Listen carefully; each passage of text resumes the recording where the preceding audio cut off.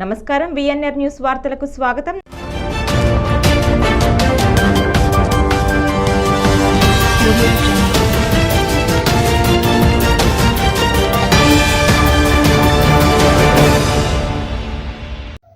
విధి నిర్వహణలో ఉత్తమ ప్రతిభ చూపించినందుకు స్వాతంత్ర దినోత్సవం సందర్భంగా పలువురు ఉద్యోగస్తులు ప్రశంసా పురస్కారాలను అందుకున్నారు. తిరుపతి జిల్లా ఎస్పీ కార్యాలయంలో విధులు నిర్వహిస్తున్న ప్రకాష్ స్పెషల్ బ్రాంచ్కు చెందిన దస్తగిరి తిరుపతిలో దేవాదాయ శాఖ మంత్రి ఆనం రామనారాయణ రెడ్డి నుంచి ప్రశంసా పురస్కారం అందుకున్నారు.